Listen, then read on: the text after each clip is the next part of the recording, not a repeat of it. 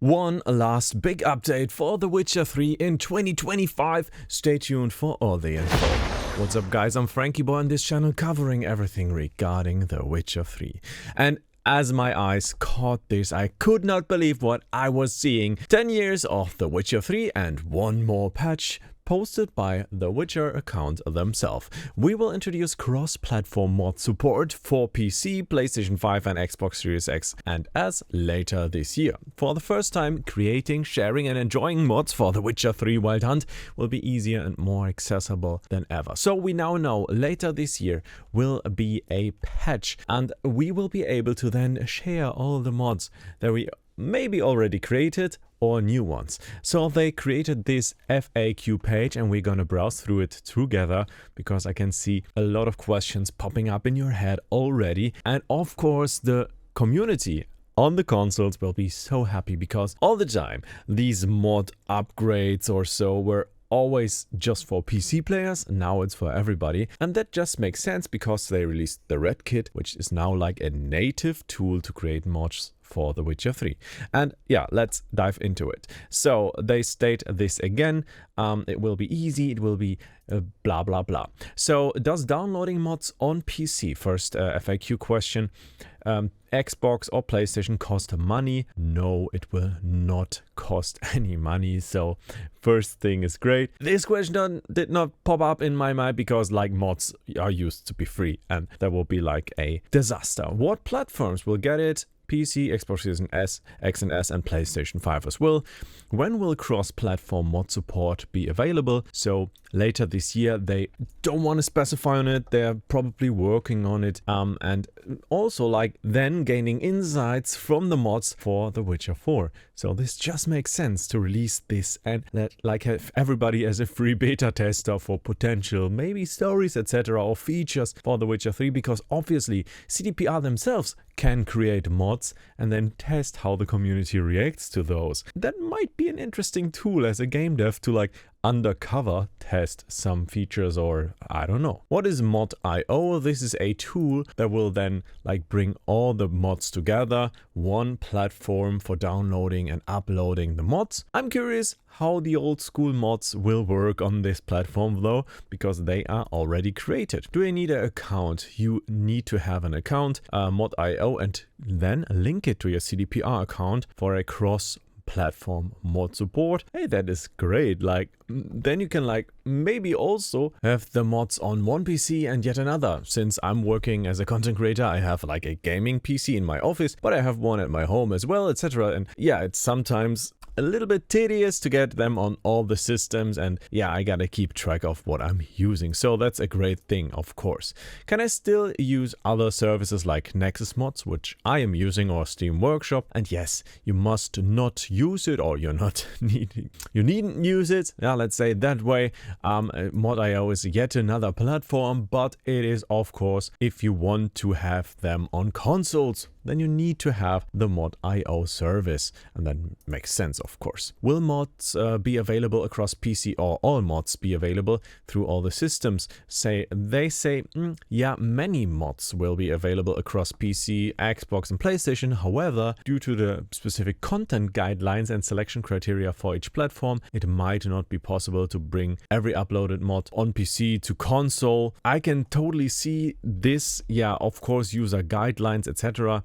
Maybe PlayStation Store has different guidelines on what can be played on a PlayStation. Of course, the technical thing, PCs can be much more capable as consoles. They are less limited and better extendable, so that might be a thing as well. I don't know how to access like the cheat console on PlayStation, etc., but you can easily do that on PC. So obviously there might be some restrictions, but hey, you get mods on console. How awesome is that? Next question, does the platform only support REDkit mods? So they say, yep, we have this awesome REDkit and we recommend it when creating mods. However, they will support mods created in other ways too. So any mods for consoles using scripts must be created with the REDkit though. We yet don't know which mods will work, which won't. So maybe the infinite inventory won't work on console and someone has to port it through the REDkit then. That might be a thing. I can see the modding community working on it though. Of course, nobody can promise you that all the mods working on PC will be on consoles, but it's there anyway, so that's a great thing and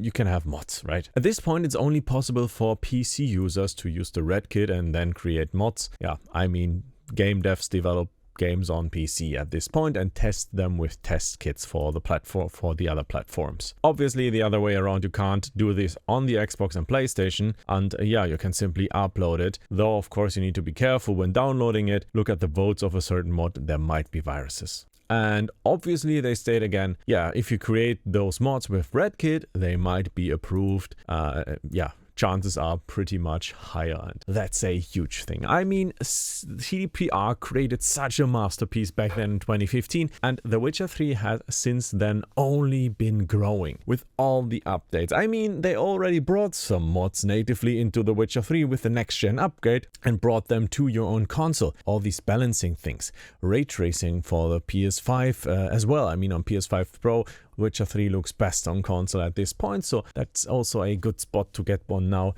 if you're interested in doing that, because it's actually discounted through the days of play. But yeah, if you're playing on PC, you're already using mods a lot, and I think like the hardcore Witcher community might be a PC community as well. Please tell me in the comments. It would make sense, because obviously you can only mod on PC right now. Thus, like, console players will always be kind of left behind, but the base game itself it's great enough. Yeah, don't get me wrong, it's just an awesome game, and I'm super excited for everybody on console to maybe get a few of my favorite mods on that. And I will keep you then, of course, up to date with maybe some mod videos that work on console, like a top 10 mods for console video or so. I can totally see that coming, but for now I'm not available, or I'm not able to test it in any form. So I guess you guys will let me know on what console or on PC you are playing The Witcher 3. I guess if I had to give it a guess, I would say like 50% PC and maybe then